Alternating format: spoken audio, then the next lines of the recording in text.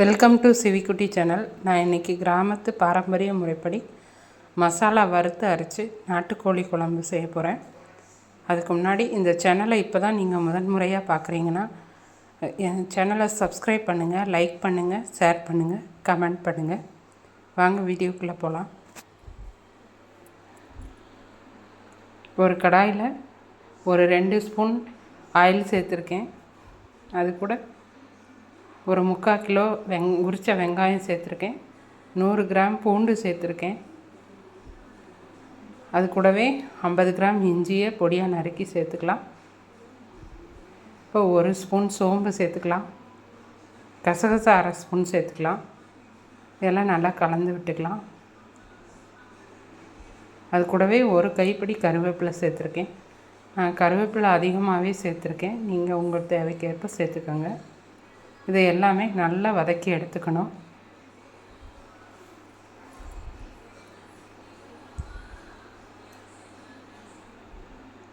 இப்போ நல்லா வறுபட்டுருச்சு.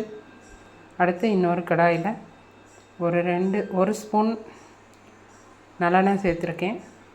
50 கிராம் மல்லி சேர்த்து வறுத்துக்கலாம். 10 வரமிளகாய் சேர்த்துக்கலாம். நான் காரம் அளவாக தான் சேர்த்துக்கிறேன். நீங்கள் உங்கள் தேவைக்கேற்ப சேர்த்துக்கோங்க. நான் ஒரு கிலோ நாட்டுக்கோழி எடுத்திருக்கேன். அதுக்கு தகுந்த மசாலா தான் எடுத்திருக்கேன். இப்போ 1 ஸ்பூன் மிளகு சேர்த்து வறுத்துக்கலாம். அது கூடவே 1 ஸ்பூன் சீரகம் சேர்த்துக்கலாம். இப்போ இந்த மசாலா நல்லா வறுபட்டதும் ஆற வச்சு ஒரு மிக்ஸி ஜாரில் சேர்த்து அரைச்சிக்கலாம். முதல்ல தண்ணி சேர்க்காமல் பொடிச்சிட்டு நல்லா பொடி பண்ணிவிட்டு அதுக்கப்புறமா மஞ்சத்தூள் கொஞ்சமாக சேர்த்து நல்லா அரைச்சி எடுத்துக்கலாம். நைஸாக அரைச்சி எடுத்துக்கலாம். இப்போ நைஸாக அரைப்பட்டுருச்சு. அது கூட வதக்கி வச்ச வெங்காயம், பூண்டு, இஞ்சியை சேர்த்து அரைச்சிக்கலாம். ரொம்ப வலுவலுப்பாக அரைச்சிடக்கூடாது. சும்மா மிக்சியில் ஒரு ஓட்டு ஓட்டினா போதும். இப்போது அரைச்ச மசாலாவை வேற ஒரு பாத்திரத்தில் சேர்த்துக்கிறேன். மிக்ஸி ஜாரை கழுவி அந்த தண்ணியும் சேர்த்துக்கலாம். நான் ஒரு பாத்திரத்தில் ஒரு 4 ஸ்பூன் நல்லெண்ணெய் சேர்த்துருக்கேன். நாட்டுக்கோழி குழம்பு நல்லெண்ணெயில் செஞ்சால் தான் ரொம்ப நல்லாயிருக்கும். இப்போ 1 கிலோ நாட்டுக்கோழி எடுத்திருக்கேன். இப்போ அதை நல்லா கழுவி சுத்தம் பண்ணி வச்சுருக்கேன். அதையும் இந்த பாத்திரத்தில் சேர்த்து நல்லா வதக்கிக்கலாம். ஒரு 5லேருந்து 10 நிமிஷம் நல்லா வதக்கிக்கலாம். இப்போ அது கூட கொஞ்சமாக உப்பு சேர்த்து வதக்கிக்கலாம்.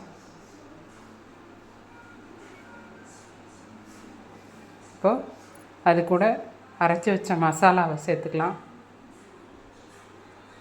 தேவையான அளவு தண்ணி சேர்த்துக்கலாம். நமக்கு எவ்வளோ குழம்பு தேவையோ அதுக்கு தகுந்த மாதிரி தண்ணி சேர்த்துக்கலாம். இப்போது இந்த குழம்புக்கு தேவையான அளவு ஏற்கனவே முதல்ல கொஞ்சம் சேர்த்துருக்கோம். இன்னும் கொஞ்சம் உப்பு சேர்த்துக்கலாம். இப்போது நல்லா குழம்பு கொதிச்சிட்ருக்கு.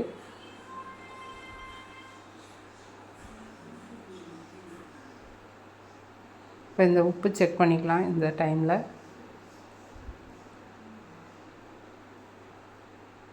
இப்போது 3/4 பதம் வெந்துருச்சு.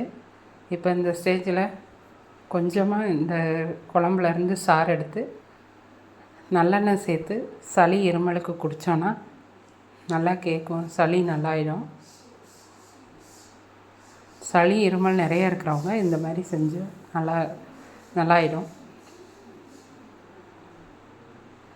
இப்போது குழம்பு நல்லா வெந்துருச்சு. இதுக்கு ஒரு தாளிப்பு ரெடி பண்ணிக்கலாம்.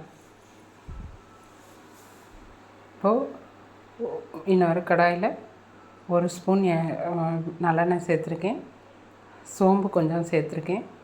பட்டை, பிரிஞ்சி இலை சேர்த்து கருவேப்பிலை சேர்த்து வதக்கிக்கலாம். அது கூடவே தட்டி வச்ச 2 பல் பூண்டு, 4 சின்ன வெங்காயம் சேர்த்து வதக்கிக்கலாம். இப்போ இந்த தாளிப்பை குழம்புல கொட்டி நல்லா ஒரு கொதி வர வரைக்கும் விட்டுறலாம்.